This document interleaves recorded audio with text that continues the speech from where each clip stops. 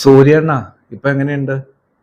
ആഹ് താൻ എന്തോ ഒരു ഡയലോഗ് കഴിഞ്ഞ ദിവസം പറഞ്ഞിട്ടുണ്ട് നമ്മുടെ പയ്യനെ പറ്റി. സഞ്ജുവിനെ ഓപ്പണിങ്ങിൽ അല്ലെങ്കിൽ എന്നാ തിലക് വർമ്മയ്ക്ക് ആഹ് പകരമായിട്ട് കളിപ്പിക്കുമെന്ന്, അതായത് സഞ്ജുവിനെ കളിപ്പിക്കുമെന്നൊരു മാധ്യമ പ്രവർത്തകൻ ചോദിച്ചപ്പോൾ ഒരുമാതിരി മറ്റേ വർത്താനാണ് സൂര്യകുമാർ യാദവ് പറഞ്ഞത്. അതായത് തിലക് വർമ്മയ്ക്കൊപ്പം പകരമാണോ അതോ അഭിഷേക് ശർമ്മയ്ക്ക് പകരമാണോ നിങ്ങൾ കളിപ്പിക്കാൻ നിങ്ങൾ പറയുന്നതെന്ന് പറഞ്ഞിട്ട് ഒരു ഊമ്പിയ ചിരി ഈ സൂര്യകുമാർ യാദവ് ചിരിച്ചിട്ടുണ്ടായിരുന്നു. ശരിക്കും പറഞ്ഞാൽ അത് കണ്ടപ്പോഴേ എന്താ പറയാ, കോമൺ സെൻസ്, ക്രിക്കറ്റിനെ പറ്റി ഒരു കോമൺ സെൻസ് ഉള്ള ആളുകൾ ശരിക്കും പറഞ്ഞു കഴിഞ്ഞാൽ ഒന്ന് ചൊറിഞ്ഞൊന്ന് കയറിയിട്ടുണ്ടാവും. സഞ്ജുവിന്റെ ക്ലാസ് അവിടെ കിടക്കുന്നു, മറ്റേ കണ്ടത്തെ കളി പോലെ കിടക്കുന്ന അഭിഷേക് ശർമ്മയുടെ ക്ലാസ് അവിടെ കിടക്കുന്നു, അതുപോലെ തിലക് വർമ്മയുടെ ക്ലാസ് അവിടെ കിടക്കുന്നു, സഞ്ജുവിന്റെ ക്ലാസ് അവിടെ കിടക്കുന്നു. സഞ്ജുവിന് കുറെ ഇത് ഈ പറഞ്ഞ പോലെ ഒരു സ്ഥിരതയില്ലായ്മ, അങ്ങനെ കുറെ പ്രശ്നങ്ങളുണ്ടെങ്കിലും സഞ്ജുവിന്റെ ക്ലാസ്സും ഇവരായിട്ടൊന്നും ഒരു രീതിയിലും കമ്പയർ ചെയ്യാൻ പോലും ഒരിക്കലും ആവാനായിട്ട് പോകുന്നില്ല, ഒരിക്കലും. ഇതുപോലെ മറ്റു പ്ലേയേഴ്സിന് കൊടുത്തിരുന്ന സപ്പോർട്ട് സഞ്ജുവിന് ഉണ്ടായിരുന്നെങ്കിൽ ഇന്ന് സഞ്ജു എവിടെ എത്തിച്ചേരുമെന്ന് നമുക്ക് കോമൺ സെൻസ് ഉള്ള ആളുകൾക്ക് ഞാൻ പറയാം, കോമൺ സെൻസ്, ക്രിക്കറ്റിനെ പറ്റി മിനിമം കോമൺ സെൻസ് ഉള്ളവർക്ക് ആ കാര്യം സഞ്ജു അവിടെ എത്തിച്ചേരുമെന്ന്. ഒരിക്കലും സപ്പോർട്ട് ചെയ്ത് അങ്ങോട്ട് തട്ടി ഇങ്ങോട്ട് തട്ടി ഏത് സിറ്റുവേഷൻ പ്രഷർ അവന് കൊടുത്ത് ഇറക്കി കണ്ടിന്യൂസ് ആയിട്ട് 3 സെഞ്ചുറി ഏത് പ്ലെയർ നേടൂടാ? ഒരുത്തരും നേടാൻ പോകുന്നില്ല.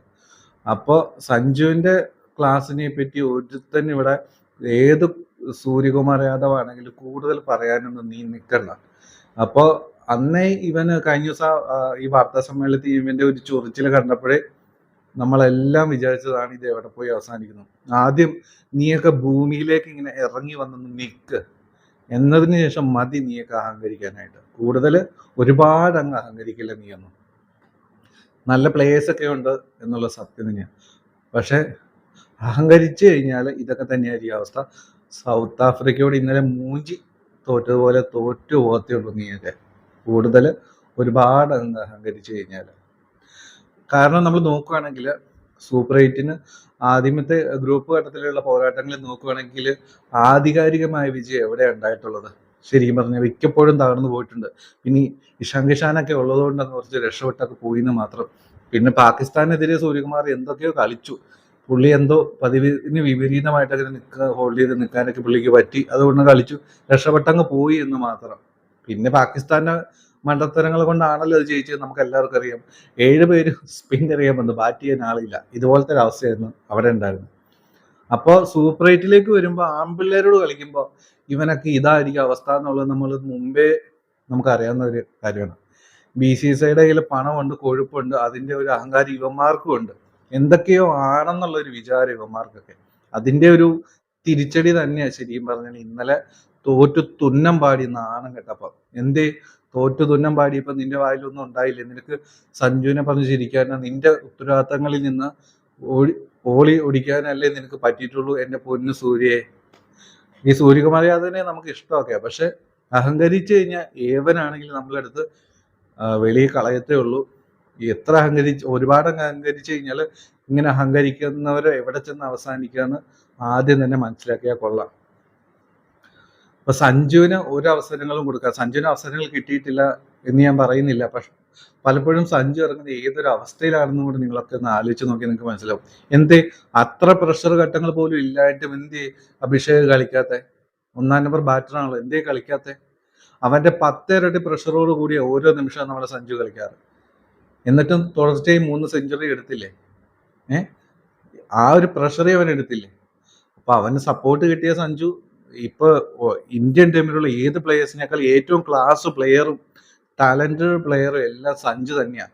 ഇപ്പൊ എന്നെ പോലുള്ളവര് ഇപ്പൊ ക്രിക്കറ്റ് പലപ്പോഴും കാണുന്നത് പോലും സഞ്ജു കളിക്കുന്നത് കാണാനായിട്ടാണ്. നമ്മൾ പണ്ട് സേവാഗ്, സച്ചിനെ കളിക്കുമ്പോൾ നമ്മൾ കളി കാണുന്നത് അവരുടെ ബാറ്റിംഗ് കാണാനായിട്ട് ഇരിക്കുമായിരുന്നില്ലേ? അതുപോലെ ഇപ്പൊ നോക്കുവാണെങ്കിൽ അതുപോലെ നമ്മളെ ഏറ്റവും എന്താ പറയാ എന്റർടൈൻ ചെയ്യിക്കുന്ന ഒരു ക്ലാസ് കളി കാണുന്ന സഞ്ജുവിന്റെ ബാറ്റിൽ നിന്നല്ലേ? നിങ്ങൾ ആലോചിച്ച് കഴിഞ്ഞാൽ നിങ്ങൾക്ക് മനസ്സിലാവും. ഇപ്പോൾ ഈശാനൊക്കെ നല്ലോണം കളിക്കുന്നുണ്ട്, ഇല്ല എന്ന് പറയുന്നില്ല, അഭിഷേകം കളിക്കുന്നുണ്ടെന്ന് പറയുന്നില്ല. പക്ഷെ ഒരു എക്സ് ഫാക്ടർ എന്ന് പറഞ്ഞ സംഭവമുണ്ട്, ഷോട്ടിന്റെ ഒരു ബ്യൂട്ടി, അങ്ങനെ ഒരു സംഭവമുണ്ട്, ഒരു അൺബിലീവബിൾ ആയിട്ടുള്ള ചില ഷോട്ടുകൾ. അത് കാണണമെങ്കിൽ സഞ്ജുവിന്റെ ബാറ്റിൽ നിന്ന് അത് വരാനായിട്ട് പോകുന്നുള്ളൂ. അല്ലാതെ ഇവനൊന്നും കിടന്ന് മറ്റേ കണ്ടെത്തി അടിക്കുന്ന പോലെ വീശി കൊണ്ട് സിക്സ് പോയി ഈ പരിപാടി അല്ല സഞ്ജുവിനുള്ളത്. ശരിക്കും പറഞ്ഞാൽ അവന് പ്രോപ്പറായിട്ട് സപ്പോർട്ട് പലപ്പോഴും കിട്ടിയിട്ടില്ല. പലപ്പോഴും ടെൻഷൻ ഉള്ള സംഭവം വഴിയാണ് കടന്നു പോയിട്ടുള്ളത്. എന്താണെങ്കിലും സൂര്യ കഴിഞ്ഞ ദിവസം ആ വളരെ അഹങ്കാരത്തോടു കൂട്ടി നടത്തിയ പരാമർശത്തിന് ഏറ്റവും കൃത്യമായിട്ട് തിരിച്ചടി തന്നെയാണ് ഇന്നലത്തെ പരാജയം. ഇനി അത് എത്ര മുമ്പോട്ട് പോകും, സെമി ഫൈനലിലേക്ക് കടക്കാൻ പറ്റും എന്നൊന്നും എനിക്ക് തോന്നണില്ല. കടന്നാൽ തന്നെ മറ്റുള്ള ടീമുകളെ റൺ റേറ്റിനെ ബേസ് ചെയ്ത് മാത്രമേ ശരിക്കും പറഞ്ഞു കഴിഞ്ഞാൽ മുമ്പോട്ട് പോകാൻ പറ്റത്തുള്ളൂ. കാരണം അത്രയും വലിയൊരു മാർജിനിലാണ് ഇന്നലെ കളി തോറ്റുപോയിട്ടുള്ളത്. എന്താണെങ്കിലും ഇനിയെങ്കിലും ചില പാഠങ്ങൾ ഈ ഗൗതം ഗംഭീറും സൂര്യ കൂടി പഠിക്കും അല്ലെങ്കിൽ തിരുത്തും എന്നൊക്കെ നമ്മൾ വിചാരിക്കണം. വലിയ പ്രതീക്ഷയൊന്നും നമ്മൾ വെക്കണ്ട. ഇതിന്റെ പിന്നിലെ ലോബികളൊക്കെ എന്തൊക്കെയാണെന്ന് നമുക്ക് സ്വപ്നത്തിൽ പോലും വിചാരിക്കാൻ പറ്റാത്ത സംഭവങ്ങളായിരിക്കും ഇതിന്റെ പിന്നിൽ നടക്കുന്നത്. സഞ്ജുവിനെ പോലുള്ളവർ എന്ത് ചെയ്യുമല്ലോ, ഇതൊക്കെ കണ്ടുകൊണ്ടിരിക്കുക എന്നുള്ളത്. ഇവന്മാര് എന്താ പറയുക, കടുത്ത അവഗണനയാണ് ശരിക്കും പറഞ്ഞ ഇവന്മാര് ചെയ്യുന്നത്. നമ്മൾ ആദ്യമൊക്കെ സൂര്യ ഭയങ്കര സപ്പോർട്ട് സഞ്ജുവിനെ കൊടുക്കും, നമ്മൾ വിചാരിക്കും ഓ സഞ്ജുവിന് എന്ത് സപ്പോർട്ടാണ് കൊടുക്കുന്നത് എന്നൊക്കെ നമ്മൾ വിചാരിക്കും. പക്ഷെ ഇവന്റെയൊക്കെ ഉള്ളിൻ്റെ ഉള്ളിൽ ശരിക്കും പറഞ്ഞാൽ ഇതൊക്കെ തന്നെയാണ്. ഇവന്മാരൊന്നും ഒരു കാലത്ത് ഇവന്മാർ ശരിയാകാൻ പോകുന്നില്ല. നമ്മുടെ സഞ്ജുവിന് സപ്പോർട്ടൊന്നും ഇവനൊന്നും കൊടുക്കത്തില്ല. നമ്മളൊക്കെ വെറും മണ്ടന്മാരായി സഞ്ജുവിന് സപ്പോർട്ട് കൊടുക്കുന്ന സൂര്യയെങ്കിലും ഉണ്ടല്ലോ. അങ്ങനെ ഒരു ഹെഡിങ് പലപ്പോഴും കാണുമ്പോഴും ന്യൂസ് വായിക്കുമ്പോഴൊക്കെ നമുക്ക് വളരെ സന്തോഷമുള്ള കാര്യമാണ്. പക്ഷെ അതൊക്കെ വെറുതെയാണ്. നമ്മൾ സൗത്ത് ഇന്ത്യൻസ് ഇവന്മാർക്ക് എപ്പോഴും ഒരു രണ്ടാം കുടിക്കാരാണ്. അതുകൊണ്ട് ഒരു കാര്യമില്ല എന്ന് എനിക്ക് തോന്നുന്നു. എന്താണെങ്കിലും ഇങ്ങനെ ഒരു ഇടയ്ക്കിടയ്ക്ക് ഒരു അടിയൊക്കെ ഇവനെ പോലുള്ള അഹങ്കാരികൾക്ക് നല്ലതാണെന്ന് എനിക്ക് തോന്നിയിട്ടുള്ളത്. എനിക്കറിയാം ഞാൻ ഈ പറയുന്ന പല കാര്യങ്ങളും വേറെ പലരും നിങ്ങളിൽ പലരും പറയാൻ ആഗ്രഹിച്ചിട്ടുണ്ടാവുന്നു. എന്താണെങ്കിലും ഞാൻ ഈ വീഡിയോ ചെയ്യണമെന്നൊന്നും വിചാരിച്ചില്ല, പക്ഷെ പറയാതിരിക്കാൻ വയ്യ, അതുകൊണ്ട് അങ്ങ് പറഞ്ഞു എന്ന് മാത്രം. എന്താണെങ്കിലും ഇതാണ് എനിക്ക് പറയാനുള്ളത്. നിങ്ങൾക്ക് എന്താണെന്ന് വെച്ചാൽ നിങ്ങൾക്കും പറയാം, നിങ്ങളുടെ അഭിപ്രായങ്ങൾ കമൻറ്റ് ചെയ്യുക. സൂര്യക്കേറ്റ കനത്ത ഒരു തിരിച്ചടി തന്നെയാണിത്.